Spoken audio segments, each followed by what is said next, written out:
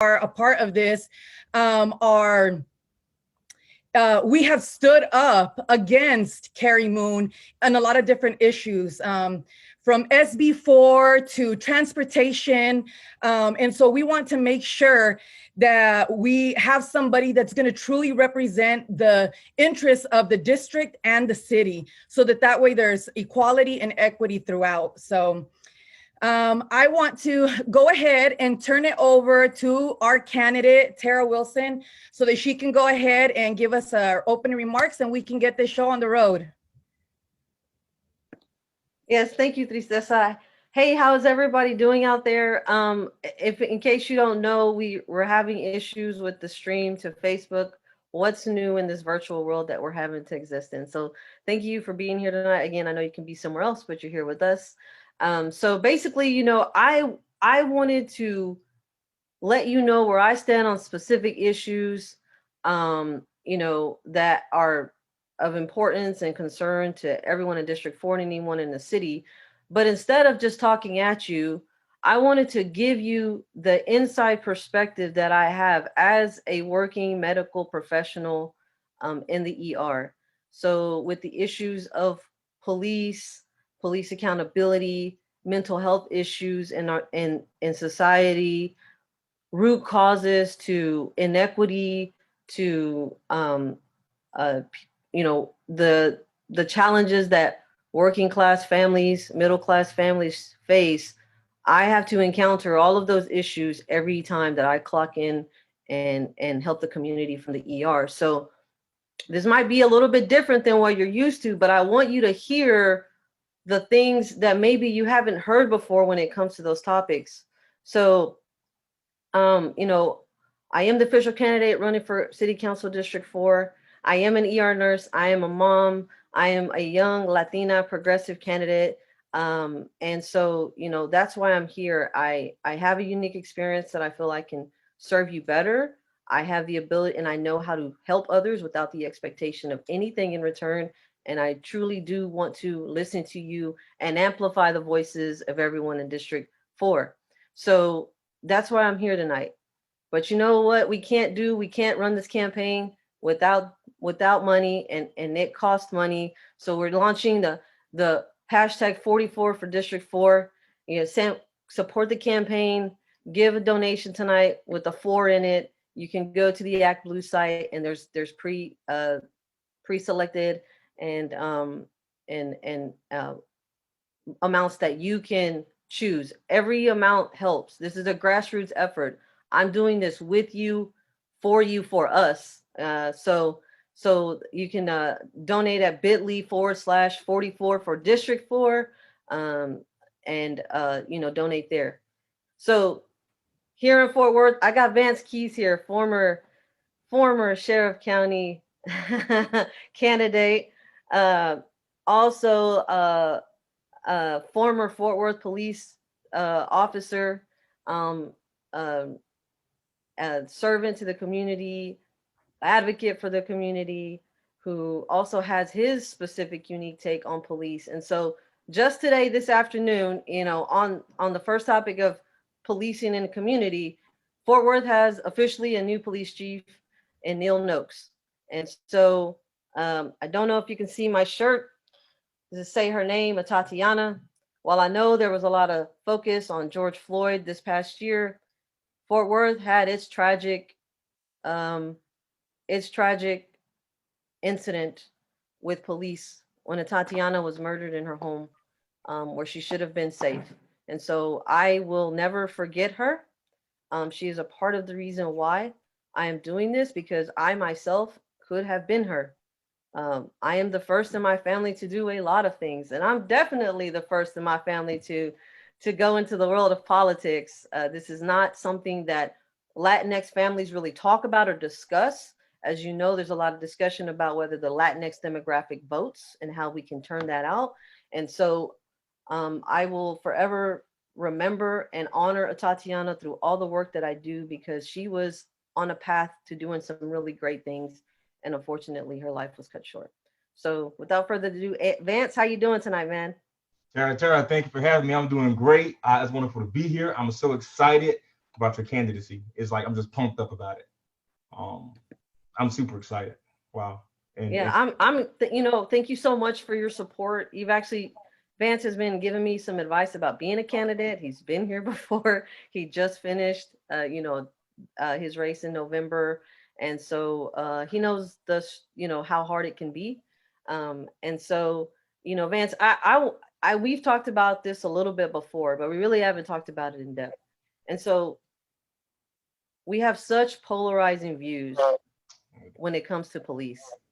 You've got both sides. They love to scream at each other. They really have some really strong opinions about it. But there is somewhere in the middle that exists too, and I believe that. And somewhere in the middle, we find ourselves, that I find myself, is in the ER, working in conjunction with police when they bring us people either in their custody, who need to be cleared, who are injured, who are experiencing mental health crisis. So my first question to you, Vance, is it okay for us to say that we need to be willing and we should hold police accountable? Absolutely. I think that the middle ground you're talking about, how we get to it and how we stay there, is through police accountability. Nobody expects police to be perfect. Let's just get that clear, right? But when you make a mistake, when you screw up, when you do something that's against the public interest, there has to be accountability. And you don't get that by closing ranks and saying we didn't do anything wrong. There has to be that accountability piece. And that's with anything you do in the ER. If you make a mistake, I expect you to be held accountable. It doesn't mean you have to be fired, to go to prison, whatever. In some cases you may, right? But if I'm entrusting you with my care, with my health care, I expect accountability. And it's not a bad word. It's not a bad thing. It's simply saying we have a relationship. We have a relationship. I've sworn an oath and I'm going to uphold that oath. And if I don't, there has to be consequences, right? That's what accountability is. It's just, we have to have it. And I'm an active officer. I will say that I am an active Fort Worth officer. We do have a new chief today. And I would express, I would sincerely hope, he's an academy classmate of mine. He has to be held accountable. And I think he'll be the first to say, hold me accountable. It just goes without saying. Yeah, I think it's important that we create a space where we can say, listen, you are trained, you're a professional, you know what is expected of you, right? So then what I feel like as somebody who would be potentially on city council is, it was my job to work in conjunction with them to go through the things that maybe falls through the cracks, right? Like policy. What's the policy say? Do you understand what's expected of you? What is the expectation of you when you're interacting with community members of Fort Worth? And so you don't have to like the police. And there might be some that just aren't good. But at the same time, we exist right now in this moment. And I do believe that we have to find a way to deal with the issues going on right now, because the truth being is we've had a lot of shootings and things going on in Fort Worth that people are genuinely concerned about, rightly so. And so I as a candidate want to make very clear that I believe in police accountability. I expect it. I demand it. As an ER nurse, I demand and expect the same things from myself when it comes to taking care of patients and my whole staff. And we really have a complete zero tolerance policy when it comes to that. The expectation is we do it the first time in the fastest possible way, and hopefully we can meet your expectation. I know that there are bad experiences in the ER, that no one's going to deny that, but the goal is to get you the best treatment that we can possibly get you. And so I think that we should also be having those same expectations for people who are in service roles, such as police, who do get the training that they need to be able to do their job effectively. Yeah. So, and then real quick, Vance, because we're already behind, we started late, but when you were still on the force and you went to the ER and you interacted with the nurses, us, can you talk about the experience and the views between how we handled irate, maybe disgruntled, even mental health crisis in people, versus how sometimes police kind of deal with those type of people, and the differences that we do? So absolutely. So most people don't realize this, but in terms of workplace violence, 60% of all non-fatal assaults occur at the ER. And most people don't realize that nurses, physicians, technicians, they don't have the equipment, the tools, the training to deal with irate, upset, disgruntled people. So a lot of times they take the brunt of the assaults. For as police officers, we have guns, tasers, pepper spray, aspartame. We have all these tools and equipment and training. If you can work in the ER and if you can deal with that environment with people that are actually experiencing trauma, because when you go to the emergency room, guess what? You have an emergency, rule or imagined, but most times it's an emergency. If you can operate in that environment, I would love to see you on city council, right? Where it's not nearly as chaotic, where nobody's life in the immediacy is being, held in the balance. So I would love to see you in that spot. I think it takes great character. I've seen physicians, again, ER nurses get spat on, get cursed out, and they were consummate professionals. Whereas people say, I couldn't do the job of a police officer. No, aside from the education that I don't have, I could not do the job of an emergency room nurse because I would lose my cool. I'll submit to you this, I know we're behind time. Your race is one of the most important races, period. I know we were all amped and psyched and pumped about November of our last year, but this is where the rubber meets the road. Your city council has more impact on your quality of life than any president or sheriff, to be honest, ever will. Get out, vote. If you voted for me, vote for Tara Wilson. If you didn't vote for me, this is a nonpartisan race. Get your butt out there and vote for Tara Wilson. More importantly, put your money where your mouth is and give this lady some money because she needs it. Campaigns aren't cheap.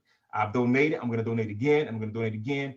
You have to have funds to do what you're trying to do. She's got to call people and ask for money, and it's very uncomfortable. So I'm going to give you a donation tonight, and I hope those that are streaming, watching, listening, I'm asking you, donate, vote, get the word out. Thank you for having me.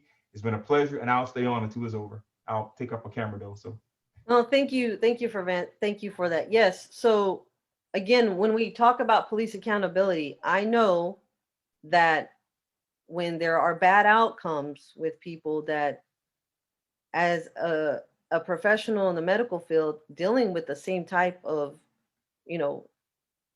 people, we have tools that we have protocols that we follow, and it prevents people from getting injured and hurt. And I know that as a professional, I have to check my emotions and my feelings. And so again, on the police accountability piece, I know that since somebody who is actively having to do it constantly and working with colleagues and staff that also have to do it constantly, that they are able to exercise a little bit more control and even more discretion when engaging even people who are being aggressive and combative. So I think it's a fair conversation to have about the fact that, again, consummate professionals who are trained can be held accountable on one hand, and we don't have to completely write them off on the other. So that's where I stand on the policing issue. When, as regards to Chief Noakes, who just got instated, I will say that I've worked with him out in the community. He does care, and he does have support from community. Restraint, yes, Vince, restraint. So I hope that he keeps building on what he's been doing, and I am encouraged by Neil being in that position. So congratulations to Neil Noakes for being placed as the Chief of Police for Fort Worth Police Department. Okay, so moving on. Thank you, Vance. And yeah, 44 for District 4, bit.ly/44 for District 4, el bit.ly/44 por Distrito 4. Por favor, si puedan donar, dona, porque esta campaña está para ustedes también. Te quiero trabajar para ustedes. Te quiero oír a tu voz y te quiero dar poder. So I want to hear your voices. I want to work on your behalf. I want to amplify your voice, and I want to give you power. I think that's something that we haven't had in City Hall as community members, is real power to be involved. And that's what I want to do for you. And so in my journey of going through to run for city council, you know, when we don't know something, the smartest thing we can do is go to someone else who knows about it or who knows more than us, right? When you go into a room, you really should be seeking out the smartest person in the room, or the person in charge, or the person that is going to get you what you need. And so I have been able to reach out to some really fierce women who ran races and won, or who didn't, who've been candidates, but they're able to really give me a lot of advice and encouragement. And one of these women is Vanessa Fuentes, who is a newly elected Austin City Council woman for District 2 in Austin. She just won her race in November. And so she sent me, she couldn't be on here tonight because she had her own community event to do, which that's the priority. That's where she should be. And so she is a policy expert. She worked at the Capitol. She's won numerous awards and accolades, and championed for issues such as equal women's pay, health disparities in the community, public policy, and economic justice. She's done a lot of great things in Austin. So she sent me this statement, and she's amazing. So you might want to look her up. But she said that we need more Latinas at the decision-making table. We bring the ganas, the resilience, and the knowledge necessary to make our communities stronger and more vibrant for all. Join me in supporting Tara by placing your donation today. Like Dolores Huerta said, sí se puede. And so basically, los ganas is basically like the guts, the bravery to do it, you know. In Latinx Hispanic culture, the woman of the house is the matriarch. She is in charge. You will get a chancla to your head if you step out of line. And so, you know, there's a saying that goes, if you educate a woman, you educate a family. And so we have trusted our families and our households to our women, to our mothers. There are secretaries, there are gatekeepers, there are chauffeurs, they're the cook, they're the secretary. I mean, they're everything. So we really need to start having more women in leadership roles. We approach it from a maternal instinct, so to speak. And the policies, studies show that policies created by minority women in leadership are much more equitable, inclusive of everyone. And that in itself is going to make for a better community and a better city and a better Fort Worth. And so myself being a Latina woman, you know, the history of Fort Worth is Hispanic. We're about 38% Hispanic in Fort Worth, and District 4, Carter Riverside, where you at, you know, has a high demographic of Latinos and Hispanics. And so, you know, I'm proud. I am a proud Latina, but not to disparage any other demographic, but I grew up very poor as well. So for me, in the hood I come from, my Black cousins, my Black friends, my Latinx friends, even my white friends, we're all in the same boat. And the thing is at the end of the day, we all want the same things. We want to feel safe. We want to have a roof over our heads. And so, you know, that starts by investing in communities first. You know, our city budget is a moral document, and it shows where our priorities lie. We need to address root causes that keep people in poverty, that create inequity: housing, food, transportation, a livable wage. I mean, it's really basic stuff that's just has not been a priority in the city. And so by doing that, we also support public safety. When our neighbors have what they need, we are all safer for it. And that's we want to live in those types of communities where you have support no matter what. We just went through we're in the pandemic. We didn't just go through it, did we? We're in it. And so did you get to know your neighbors? I did. You know, I got to know a lot of my neighbors, and a lot of them, I give one of my neighbors a ride to the grocery store. when they need it, because they lost their car in the pandemic, and one of them lost a job, you know. And so, yeah, so Tristeza, like, you know, we could talk about equity and equality, you know, in our communities, you know, and what that means exactly, from a minority perspective too, from a female perspective, and then all the other perspectives. Let's chime in here. All right. So here's my thing. And a lot of people have been talking about minority majority, and right now marginalized communities have become the majority. And I really love what Mama Guillen, mother of Specialist Vanessa Guillen that was killed at Fort Hood, said, somos la mayoría, we are the majority. And we have to really accept that, you know, for it to really, we need to take ownership that we are and that we have power. You know, when I was living in District 4, and for some of you that were probably there, like Sandra and Val, and, you know, some other people that are on this Zoom meeting, you know, I really came after Carrie Moon because we have to hold our elected officials accountable. It's not about holding them at a higher standard. They need to hold themselves at that higher standard. It's about accountability. And one thing that I'll say, you know, for those of you that are listening, that I absolutely love about candidates like Vance Keys, Albert Roberts, and Tara, is that they want to govern through transparency.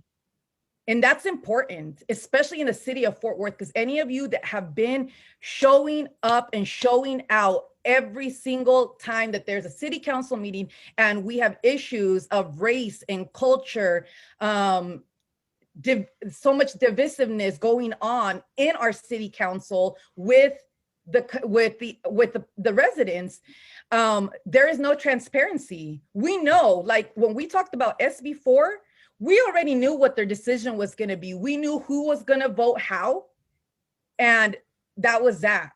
From there, what's happened is that now we're looking for people to replace those individuals who have refused to answer to the people. And that's why it's so important that we get candidates like you elected. We get candidates like Vance Keys. We get candidates like Albert Roberts. And the added element to this is that you all are running people-powered campaigns. So ustedes que están escuchando en español, es muy importante que apoyemos a candidatos como Vance Keys, Albert Roberts, y Tara, porque ellos se están postulando en esa posición y quieren ser completamente transparente en cómo van a gobernar en esa posición. Y es lo más importante, porque ahorita todos los que están en esa posición de Fort Worth City Council no lo están haciendo. Todo están haciendo decisiones detrás de puertas cerradas, y eso no puede seguir. So es muy importante que tengamos a personas como Tara que realmente quieren gobernar para la gente, escuchar a la gente y darles una voz que you know, sigamos para adelante. So for those of you who are listening, para los que están escuchando, Tara está ahorita corriendo una campaña que está siendo apoderada por gente. So, si puedes donar $4 o $44 o 444, lo que sea, 44 centavos, cada centavo cuenta. Every single cent counts. $4, 44 cents. If you can donate $4 a week, that's like one Starbucks that won't go to, you know, corporations. It's going to go to an individual that is actually going to fight on your behalf. And that's so important. Yes, I wish that I was there. Yes, and so the number one thing that motivated me to run for City Hall was the lack of transparency. It should not be that hard to get information about what is going on in your city. This is our city. Why are we having to fight and dig and email and like find out about meetings last minute, you know, like when there's a zoning issue that comes up, our community, the community that it's going to affect, should be a part of the initial conversation. You know, we have communities. I've heard it, and you've got Hemphill over there. Everybody's like, why do we have bike lanes? No one rides bikes over here. No one is riding bikes over here. Why did they put that down to 2 lanes? And I'm like, I don't know. You know, what part of that community was involved in that conversation? I don't know. You know, entonces, you know, la cosa que yo quiero, la primera, la más importante es que te dan transparencia con todo que voy a hacer, todas mis decisiones, todos mis pensamientos, todo, y te pueda dar información a ustedes. Porque, ¿cómo va cómo vas a saber qué está pasando en la ciudad si nadie te lo diga? Entonces, el sitio web de la ciudad de Fort Worth está muy complicado. Necesita buscar esta página y hasta acá y hasta allá, y entonces lo busca. ¿Pero por qué? ¿Para qué? Entonces, eso es una cosa que yo quiero cambiar. And so I'm saying is, you know, you guys, if y'all go to the city website, right? Like, it's like you gotta go here, you gotta go there, then you circle back, and then you might get the information. And if you don't go to the right calendar, you might not find that event. And with respect to them, they have kind of updated the website, and it looks a lot better, but it's still, I mean, still like the dissemination of information out of City Hall, getting an answer, you know, being locked out when you see a live stream and there's like open seats everywhere. And this is prior to COVID. Like, why are we being insulted? Our intelligence is being insulted. Like, no, it belongs to you and me. It belongs to us, you know? And so there's nothing wrong with keeping you guys informed of things that are going on. It shouldn't be a secret. I don't believe in that, you know, especially when we're using your tax dollars. You know, so yeah, so if you want to get behind a candle like myself, 44 for District 4, please donate bit.ly/44 for District 4. Por favor, donan dinero. 44 por Distrito 4, bit.ly/44 por Distrito 4. And so, do we have Kelly here yet?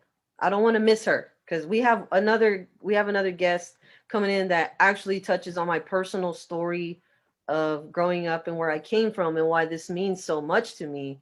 Again, our communities have to be the priority. District 4, Woodhaven, Heritage Trace, Eastern Hills, Carter Riverside, Rhinewood, Bonnie Bray, Stone Glen, Sterling Creek, Fossil Park, Summerfield, Summerbrook, Brittany's Place, Parkview, Park Glen, Basswood Park, Acadia Park, Trace Ridge, Parkwood Hills, Parkwood Estates, and Brentwood.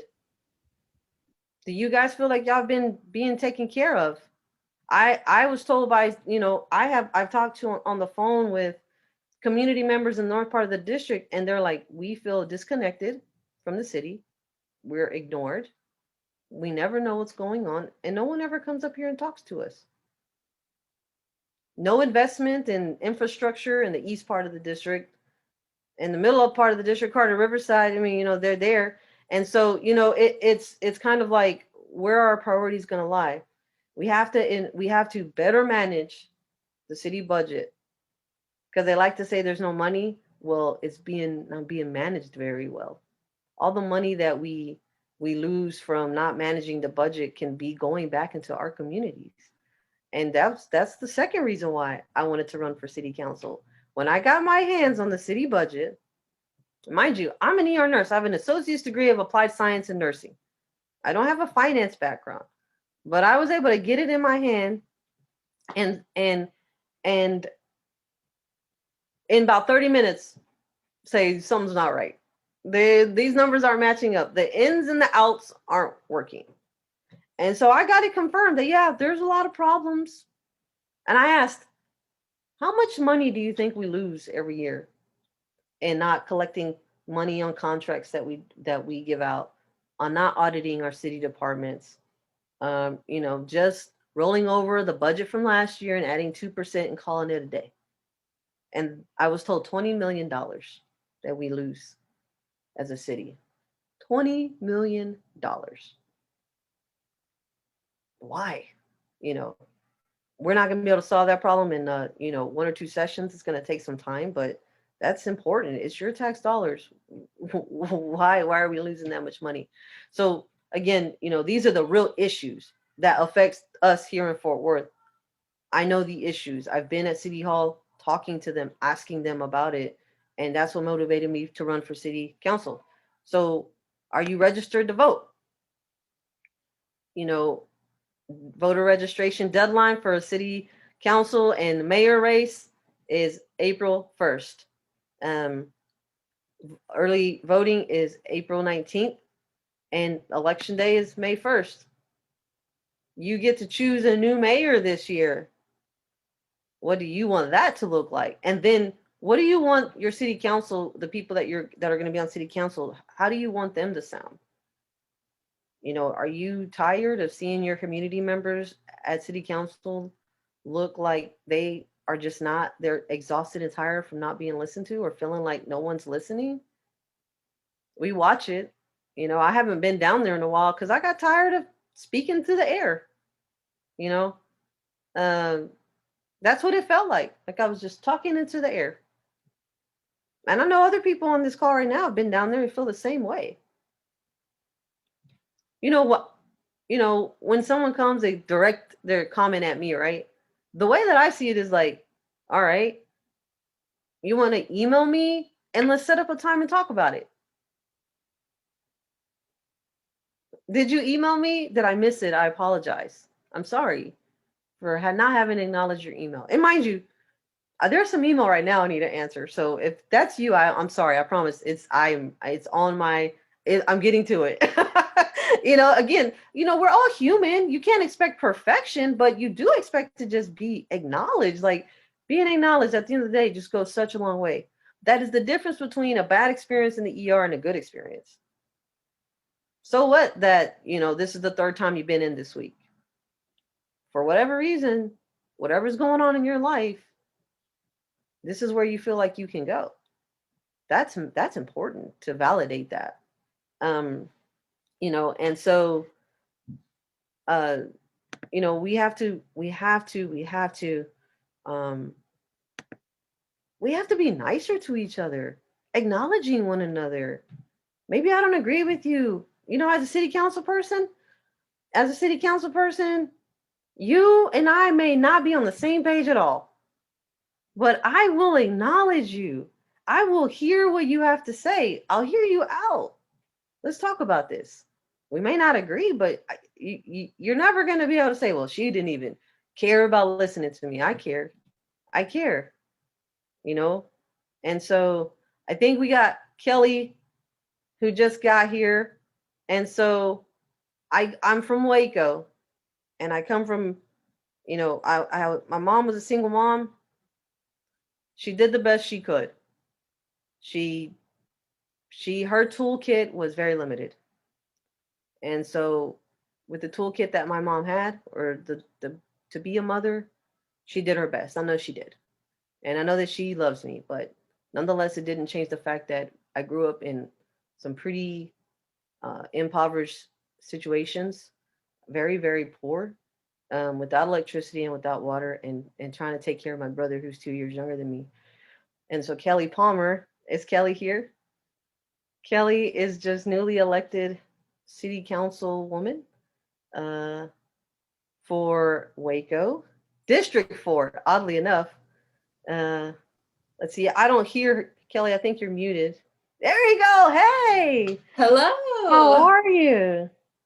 Good. So Yeah. good to be here. Sorry for the delay. I just left a very heated neighborhood association meeting in my district where we were giving the people a lot of power and pushing back on some predatory businesses in town. So very exciting. There you go. That's what Kelly also encompasses, the desire to amplify the community's voice that she serves. She just won her race in November, and District 4, where Kelly represents, is the district I grew up in as a kid. Y'all, I don't know if that's full circle or not, or I don't know what to call that later on in life that I would be running for the same district number as the one I grew up in and being able to befriend that council person. Like, you can't make So that up, wild. right? Yeah. So Kelly, background is in social work, right? Kelly, I'll let you introduce yourself. Go right ahead. You can say it better than me. Oh, awesome. Well, I'm so excited to be here and to be in support of Tara and her great campaign for Fort Worth. I lived in Fort Worth for like 9 months in 2017, so I have a tiny bit of street cred. But like she said, I'm a social worker. I have my bachelor's and master's in social work. I'm a macro social worker, so I'm really interested in policies and systems. And council feels like a really natural extension of that. So I've worked in refugee and asylee work in Fort Worth and in Europe on the front lines of the European refugee crisis. I've worked in anti-trafficking throughout the US. And currently I teach classes on equity and diversity and policy at Baylor University. Woo, girl, get it. That sounds like a lot. So Kelly, for those who do not know Waco, I mean, pretty much, I think a lot of cities are like this. There's an establishment in Waco, Baylor, the Robinsons, downtown that gets all the love, gets all the all the investment. I think Amazon just opened up a distribution, or they're building a distribution center there. Yes, But it the north was side, incentivized prior to my time on council. yeah, Not something right? I would Like have you been can't do excited to anything push for. before you came along, right? The bond packages like are 4 years old. Like there's nothing that you can do about that. But so there's a lot of areas in Waco, like the neighborhood that I grew up in, North Side, which is also a highly Latinx Hispanic community in Waco. Kelly ran for that seat. And so Kelly, tell me, what challenges did you face in your race in regards with trying to advocate for that community and deal with addressing root causes that cause inequity, in our cities? Yeah, it's such a good question. So Waco City Council historically has been pretty dominated by our city council in Waco is an unpaid position. I'm not sure what it is in Fort Worth. Many big Texas cities pay 2 dimes. You rub like 2 dimes together. It's not a lot. Okay, which is a huge equity issue, and it's a huge reason that we don't see a lot of women and people of color and any sort of minority intersecting identity really at these seats of table. In Waco, our seats have historically been held by men in business or law, and I, as a social worker, have been living in this community for the last 7 years, and I've seen Waco really develop with Magnolia, and yet I've also seen our social issues become exacerbated also as a result of Magnolia and also as a result of just this fast-paced economic development that we're seeing. So I'd say to some extent, there is already a very real conversation going on at the city level of how do we promote more equity. Where I think there's a gap is seeing the way that race, class, and gender are so entrenched in Waco. There are pockets of the city that are predominantly Latinx, pockets of the city that are predominantly Black, pockets of the city that are predominantly white, and you can, the economic makeup of each of those pockets is pretty severe. In my district, in District 4, 52% of my neighbors are Hispanic or Latinx, and we have a really low income set of neighbors. In my district, 44% make under $25,000 a year. So we're seeing really significant poverty, and we're not really seeing aggressive issues at the city level in order to combat that in the way that will make a significant impact on the lives of folks' everyday happenings. Yeah, and so can you speak to, and again, you've got the social work lens. I've got my ER hat on, social worker, crisis manager, find resources for people. Yes, a lot of overlap there. Yeah. So what are you getting pushback right now from you trying to amplify the voice of the community that you're representing, the communities that you represent? So one of the pushback areas is around housing. Obviously, we're having big conversations about housing at the local, state, and federal level right now. But in Waco, historically, we've spent less than 1% of our budget on housing. And we don't have enough housing across the board. We don't have enough emergency housing for families and youths experiencing homelessness, for survivors of domestic violence, for human trafficking survivors. We don't have enough transitional housing for folks transitioning from a crisis state into longer stability. We don't have enough affordable housing. And so that's an issue that I think folks recognize there's a need, but it almost feels like there's a little bit of a class divide as to whose responsibility that is to address housing needs. And I would say it's the responsibility of the governing body to make sure that folks have their, as Maslow's hierarchy of needs, have their basic needs met, and that, like Tara was saying, like houses that have access to water and electricity and are clean and are safe, that is a basic human right in my mind. And so working to really make that evident in our city budget and in our funding.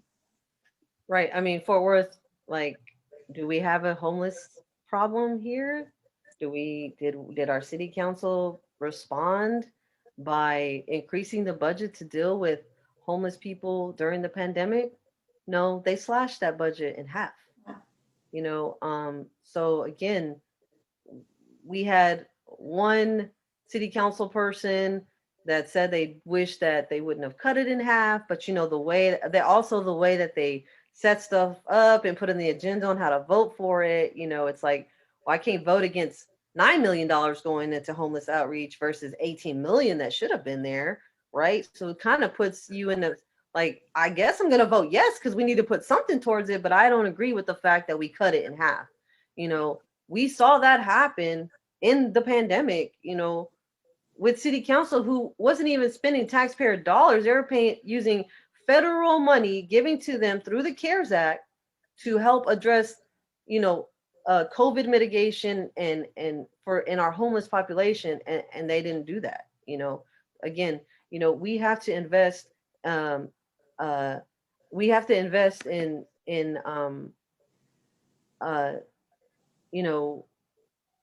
we have to we can't keep ignoring our homeless population, Yeah. and mind you, no one in their life sat there and says that I think I want to be homeless when I grow up. Yeah. There was like a set of circumstances that set them down this path. And it could be as easy as just a big hospital bill. I mean, health finances are one of the big leading contributions of ending up homeless and experiencing homelessness, whether that's for a short period of time or a long period of time. And from being in the ER, all of those visits add up really quickly, even if you have health insurance. Yeah, and we can't tell people that, hey, we can't see you. Like, by law, we have to see everyone in the ER. But there are times that I want to tell people, man, you really could just go down to this clinic and they have a cash payment. And if I can't, by law, I can't do that because then that's called refusing care, and it's frustrating because it's like that whole system needs to be right. Healthcare inequity, right? That's a whole other conversation. And so, my point in bringing all this up to you all in this campaign is saying that the city budget should be asking us, the community, what we need first. We should be addressing the needs of the community first. How are we solving these problems? Not by building another lit up bridge, and where does our money really go? And so that's something that I will be very invested in, making sure that infrastructure, housing, food, transportation. Great, we got another business at Alliance Park. Awesome. But how are the workers supposed to get there? Absolutely. Do they have the gas to get there? We have businesses in Alliance Park that give gas cards to the employees just to get them there on time. And then that doesn't even include if a family has one car, so they're having to manage who gets dropped off where the kids go, who got what to school, all of these other factors that are that you have to navigate in order to just get to your job. And then does that job pay a living wage? So you're going through all those motions to get to a job that may not even help you pay all your bills, the basic necessities. That's the the root to all of it. Like, we have to explore that there are layers to these that people are being put into, and instead of just trying to write them off as being, oh, they're lazy or they're not motivated, the notion that somebody needs to pull themselves up by their bootstraps. Well, what happens if they don't have any boots on? What bootstraps are they going to pull on? Yeah. So, and then, yeah. So in closing, you guys, I want y'all to think about something. In Fort Worth right now, we're having issues with the water meters. I will be covering that in another segment. But the city started shutting water off for people, I think, in November. But you know, like this right here, ramen, like a staple in everyone's home. Like this is a meal. It costs 29 cents now for a packet of ramen. I think when I was growing up, it cost like 5 cents, maybe 10 cents or something. It was easy to steal. I stole ramen as a kid so I could eat, right? But if I go home to a house that does not have water, how do I eat this? And I find it unacceptable that anyone in this country, but I definitely 100% find it unacceptable that anybody in the city would have to struggle this hard. We have the money, we have the resources to help families and people that have to make these types of decisions every day. And we need to put leadership in positions that care about those things and understand that. I hope y'all can bear with my dramatics. I just decided right now that I committed to doing this. So y'all know how to eat dry ramen, right? You got to make sure you have enough to get through the whole thing, because it's not very good. So 7, 8-year-old kid somewhere has got some ramen at home with no water, and I can't get this open. Maybe I can get it open that way. And wow, doesn't want to open. Of course, now it doesn't want to open. And their parents aren't home. There's no mom there. I don't know where she's at. My brother's hungry. We don't have any water. So what do you do, right? We sprinkle it on, and you have to eat dry ramen. Wow, this is horrible. Some people break it up, pour it into there, and eat this for dinner. This is the type of struggle that no one in this country should know.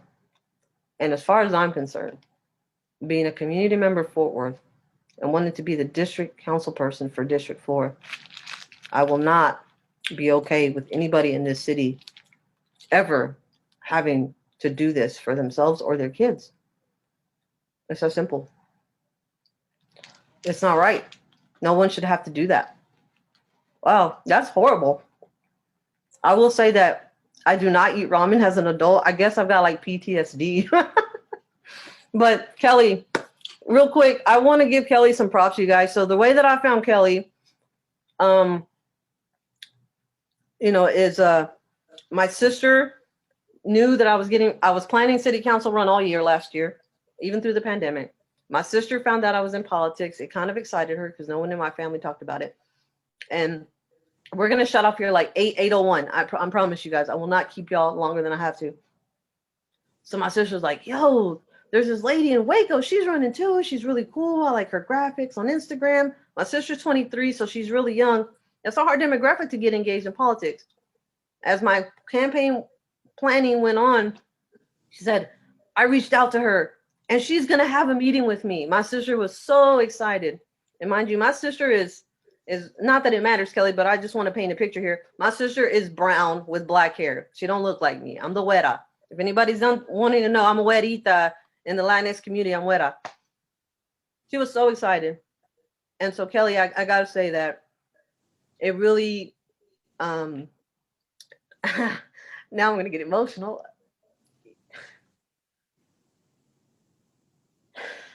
I really appreciated how you made my sister feel. You made her feel heard and wanted.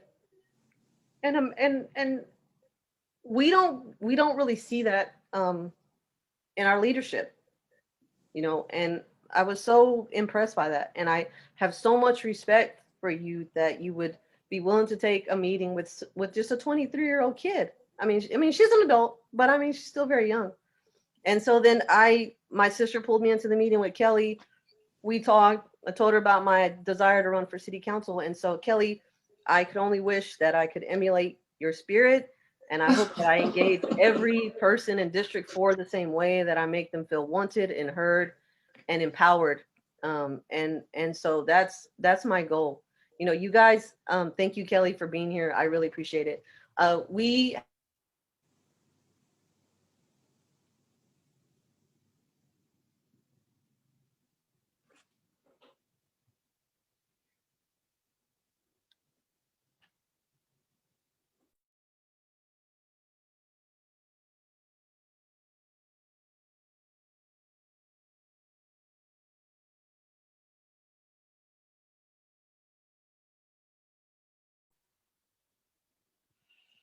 Looks like Tara froze. Yes.